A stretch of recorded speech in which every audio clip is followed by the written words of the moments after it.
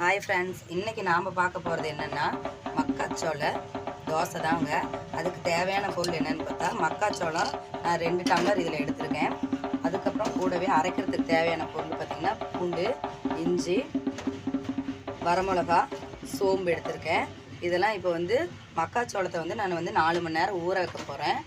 அதுக்கப்புறம் இதெல்லாம் அரைக்க போகிறோம். சோளம் நல்லா 4 மணி நேரம் ஊறினதுக்கப்புறம் நான் நல்லா அரைச்சி எடுத்துக்கிட்டேன். பாருங்கள், இந்த பதத்தில் நான் அரைச்சி எடுத்துருக்கேன். இப்போ நான் காட்டின பொருள் இது கூடவே சேர்ந்து அரைச்சி எடுத்துக்கிட்டேன். இப்போது இதை நான் 8 மணி நேரம் புளிக்க வைக்க போகிறேன். இப்போ புளிக்கிறதுக்காக நான் மாவை வெயிலில் வச்சுட்டேன்.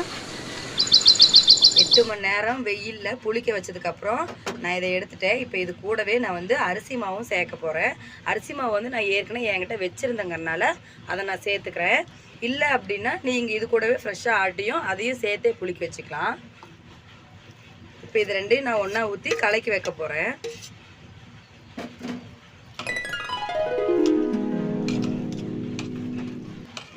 பார்த்தீங்கன்னா தோசை மாவு பதத்துக்கு அதை நான் கரைச்சி எடுத்துக்கிட்டேன்.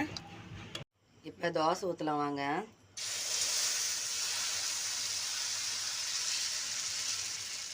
வேகட்டும்.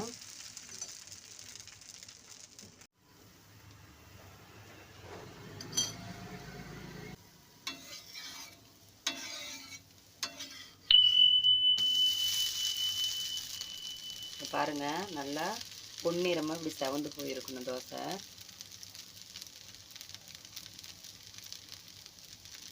இங்கே பாருங்கள்,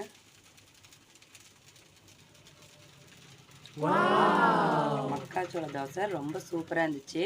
ட்ரை பண்ணி பார்த்துட்டு நீங்களும் கமெண்ட் பண்ணுங்கள்.